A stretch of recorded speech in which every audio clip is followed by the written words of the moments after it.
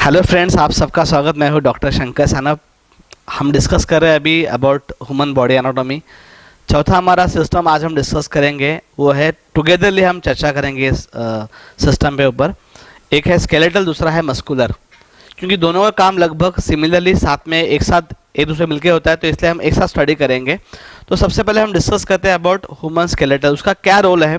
तो जो बॉडी को आधार चाहिए होता है, सपोर्ट, जैसे हर बिल्डिंग में एक पिलर्स होते हैं, ऐसे हमारे बॉडी का जो पिलर्स आप कहेंगे, ढांचा कहेंगे, वो सब जितने भी ऑर्गन्स जिस ढांचे में होता है उसको कहा जाता है स्केलेटल सिस्टम। तो ये जो बॉडी है जिस वे से खड़ी है, जो मोमेंट्स होता है, इसके लिए दोनों सिस्टम का बहुत इंपॉर्टेंट रोल है। एक तो बॉडी को पर्टिकुलर शेप में हम खड़े हैं वो है मेंटेन है, और दूसरा है यहाँ से लेके दूसरी जगह जो मोमेंट होता है वो है मस्कुलर सिस्टम। तो ये दो सिस्टम का ये इंपॉर्टेंट काम है हमारे बॉडी के अंदर। अब हम स्केलेटन की बात करते हैं। तो जितनी हमारी स्केलेटल सिस्टम बनी है, ये अलग अलग हड्डियों के, अलग अलग शेप की हड्डियों से बनी है, बोन से बनी हुई है। लगभग हमारे ह्यूमन बॉडी के अंदर 206 हड्डियाँ होती है, छोटी बड़ी मिला के।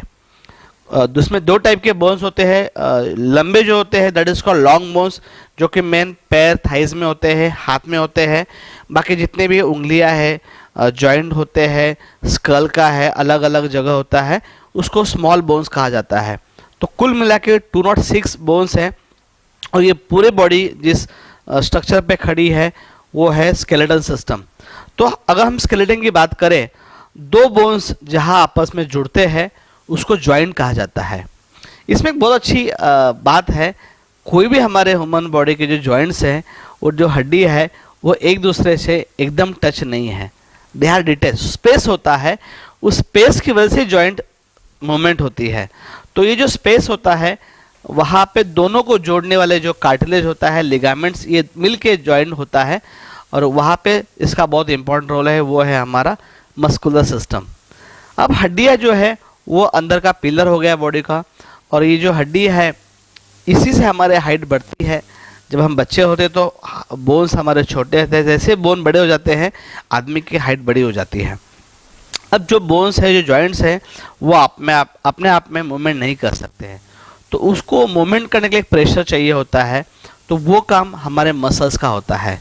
ये जॉइंट्स आप देखते हो, यहाँ से यहाँ जो आ रहा है, इस बोन जॉइंट के बीच में जो मसल्स हैं, यहाँ के मसल्स कॉन्ट्रैक्ट हो जाते हैं, यहाँ के मसल जो है रिलीज हो जाते हैं, तब हमारा जॉइंट जो है फोल्ड होता है।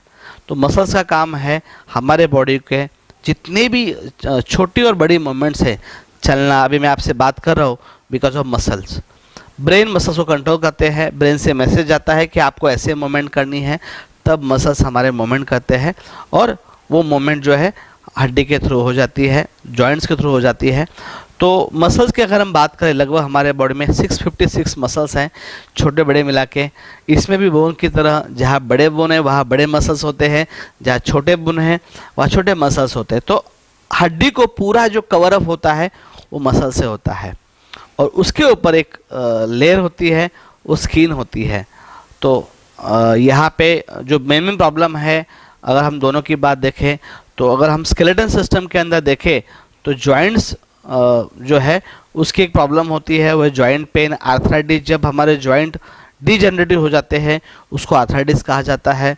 जब हमारी हड्डियाँ कैल्शियम और मेनली फॉस्फोरस से बनी होती है, जब उसमें वो कम जाता है तो हड्डियाँ जो है अंदर से स्पंजी होती है, मतलब, और जैसे वो बाहर की तरफ आप आओगे एकदम हार्ड होती है।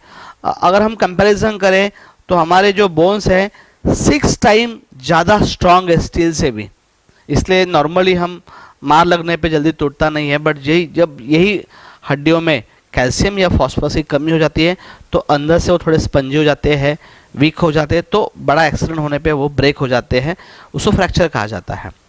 तो ये बेसिक प्रॉब्लम है जॉइंट्स के होने वाले बीच में, डीजनरेशन, जॉइंट्स का होना और हड्डी का टूटना।